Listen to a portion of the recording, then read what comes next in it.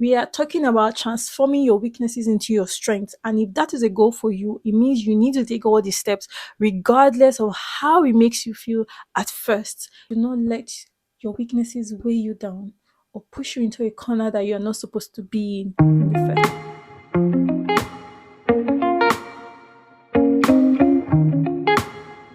Hello guys, welcome to my YouTube channel. My name is Nena Obasi. If you're new here, you're most definitely welcome. And if you've been here before, welcome back. So today I'm going to talk about how to turn your weaknesses into your strengths. In my last video, I talked about how YouTube changed me as a person. And if you've not watched that video, please click on the link to watch it. But basically, one of the key things in that video was that I had a weakness, which was me being very timid, very shy, not able to do certain things, and just being socially awkward. And in a bid to change all of that, what I had to do, or what I decided to do, was to start a YouTube channel to kind of help me turn my weaknesses into my strengths. So, like I always say, I understand that it's easy to actually come up here and say things like, "Oh, turn your weaknesses to your strengths. You can be this and that," without actually like giving you practical steps. Like it's a miracle that that happened. No. So, in this video, I want to break it down step by step how you can turn your weaknesses into your strength. I've always emphasized the power of your mindset. You can sit down and actually think that, oh, I have this weakness, and because of this weakness, I can't do certain things in life. I can't do this because that is my weakness. But if you flip that mindset around and say, because I have this weakness, I have to prove myself wrong and do this thing. So regardless of my weakness or whatever weakness I feel like I have, I can still achieve whatever I want to achieve. Right? I wouldn't let that weakness like get the best of me. So yeah, so how do you actually convert or turn your weaknesses into your strengths? These are like practical steps that I actually took to help me change this about my life. So the first step is the awareness phase. Like knowing that yes, there is a weakness somewhere. Instead of being all up in your head, not identifying that there is something that needs to be worked on, or not even like being in the know about a particular part of your life that can potentially pose as a weakness, you actually need to be aware that you have a weakness.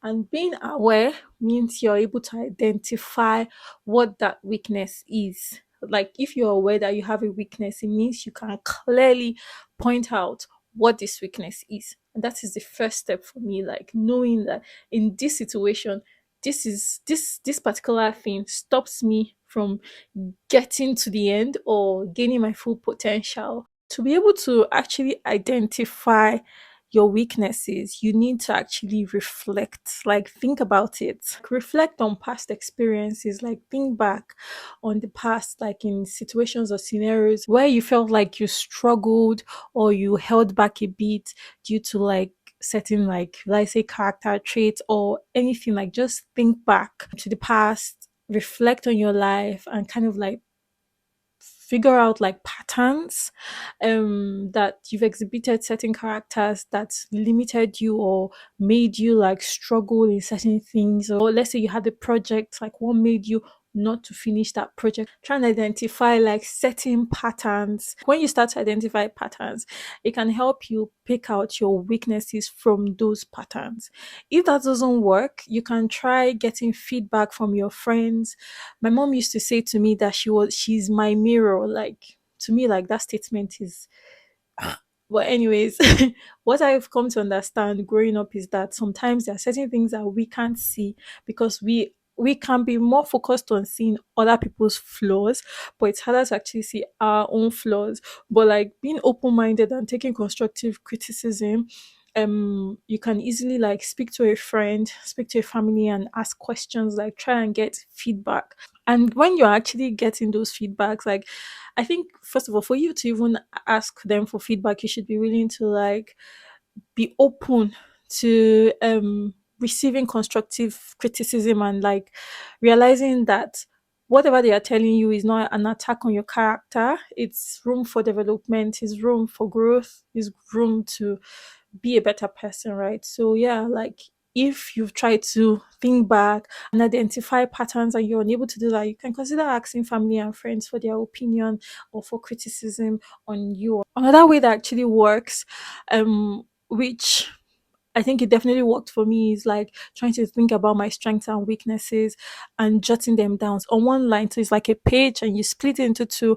On one hand, you have your strengths, on the other hand, you have your weaknesses. I feel like writing things down kind of like brings a lot of things to your awareness and like triggers your brain to actually think about certain scenarios and stuff like that. Like you need to actually like brainstorm on your strengths and your weaknesses. So these are like common ways that you can like go when you're trying to like identify those weaknesses. Let's assume that you've actually identified those weaknesses.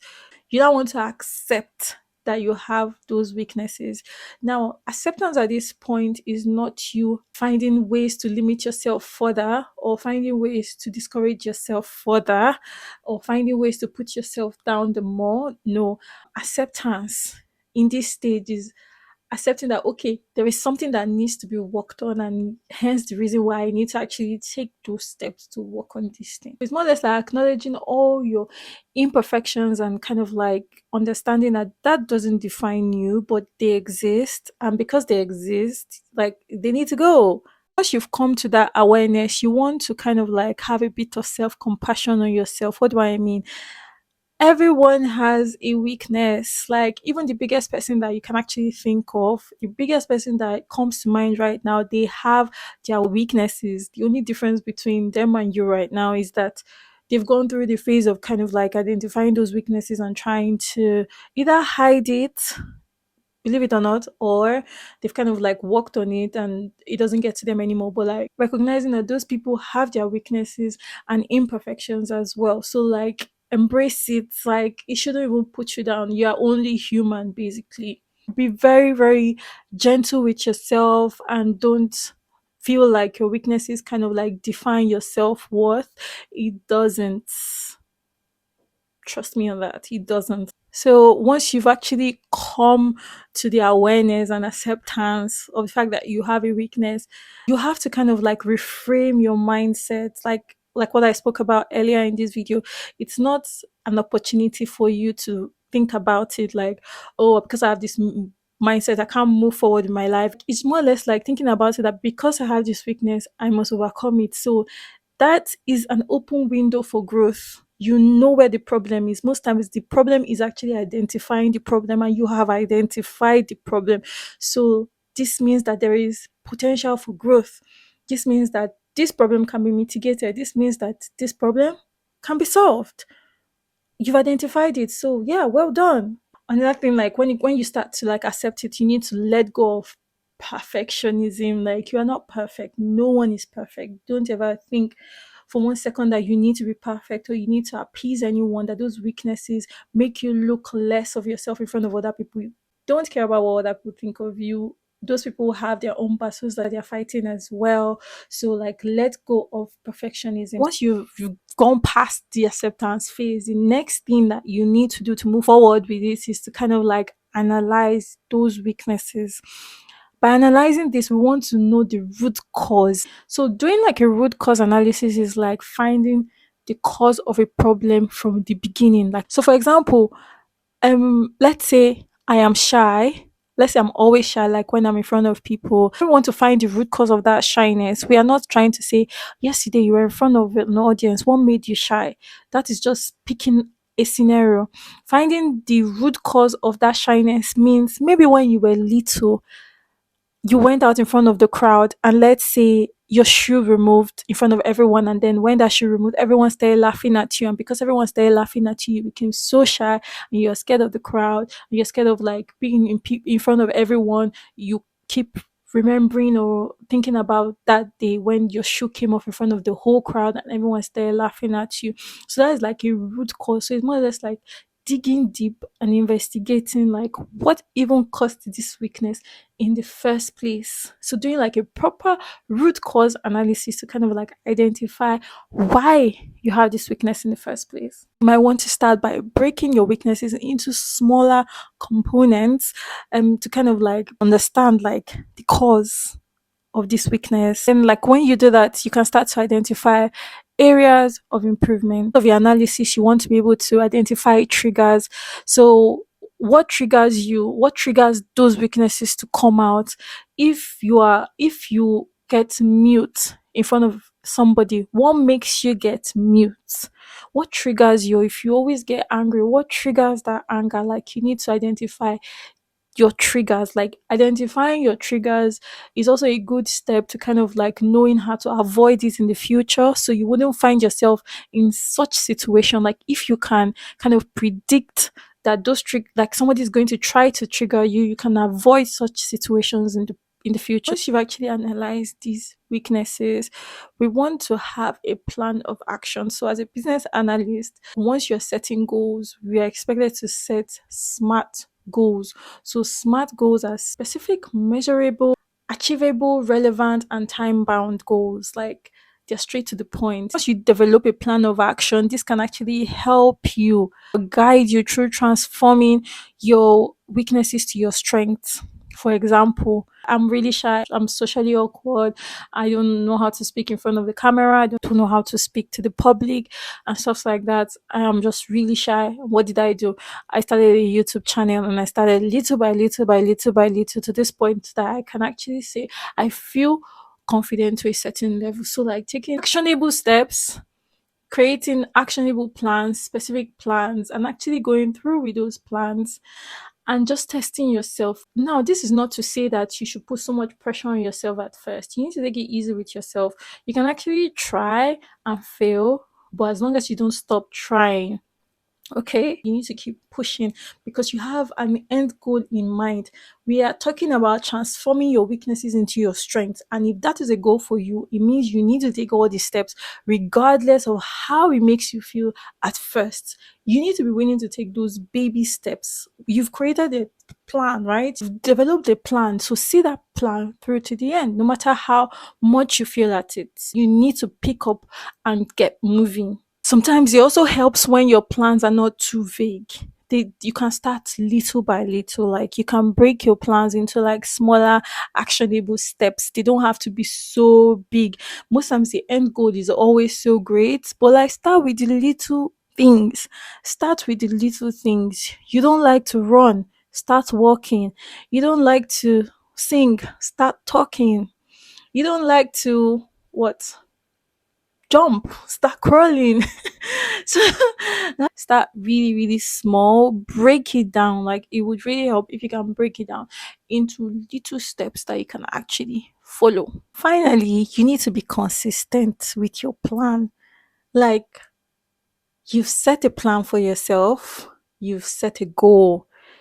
If you've said, I will walk to the bus stop for 5 minutes every day so that I can start to run.